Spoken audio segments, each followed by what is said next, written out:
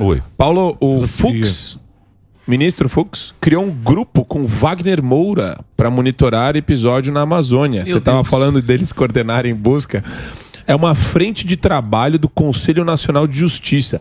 Aí eu te pergunto, Paulo, o Supremo Tribunal Federal julga aproximadamente 120 mil casos por ano. Vários aí têm decisões monocráticas, mas é um número surreal, é inacreditável, é inconcebível. O que você acha de uma frente de trabalho do CNJ? Isso é ou não é um ato político, per se? Deve estar faltando uma louça para lavar, um terreno para capinar, uma coisa para fazer no Supremo Tribunal Federal. 120 mil casos, são aproximadamente mil vezes o que julga a Suprema Corte Americana, que julga em torno de 80, 110 casos por ano, né? Em torno de 100 casos por ano em média.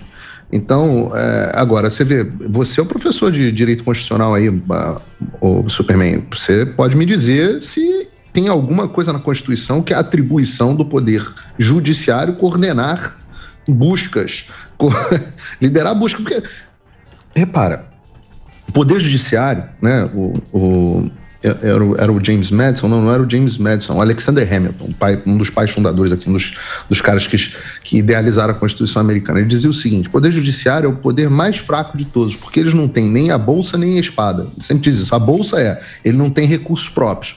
E também que isso é atribuição, tradicionalmente nas repúblicas, atribuição do parlamento. E nem a espada, porque quem tem a espada, ou seja, a capacidade física de execução das coisas, é o poder executivo. Então é um poder que seria fraco. Eles diziam assim, olha, nos Federalist Papers, né, quando você estavam discutindo a Constituição americana, eles diziam, dificilmente você vai ter um judiciário, uma ditadura do judiciário, porque é um poder que não tem efetivamente poder nenhum. E eu sempre digo isso a respeito do judiciário brasileiro, né? Ele não tem, de fato, poder nenhum.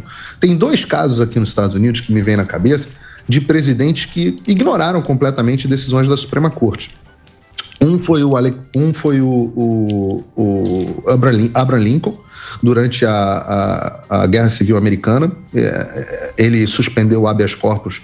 A Suprema Corte disse que ele não podia suspender habeas corpus. E ele falou assim, valeu, mas eu vou suspender mesmo assim. E o outro como é o nome dele?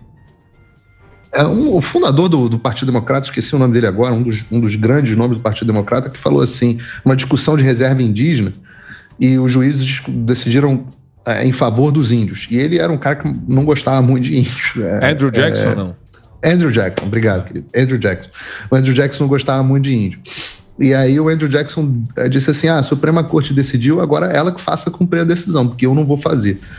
Então, isso é só para mostrar que, no final das contas, o poder do judiciário, ele é fictício. Eu sempre digo isso. O Bolsonaro, por exemplo, caso da nomeação do Ramagem, lembra? Eu sempre falei, ali o presidente tinha que ter imposto um limite. Quando houve a nomeação do Ramagem, o presidente estava explicitamente seguindo a lei que determina que a escolha do diretor da Polícia Federal é atribuição do presidente. Eu não me lembro qual ministro que foi, porque esses caras, Fachin, Barroso, Alexandre de Moraes, é a mesma coisa, não faz muita diferença. Eu duvido que alguém saiba a diferença entre... Mostra uma foto da Carmen Lúcia e da Rosa Weber, alguém saiba quem é quem. Mas um deles decidiu que o Bolsonaro não poderia nomear. O que aconteceria se o Bolsonaro tivesse dado posse?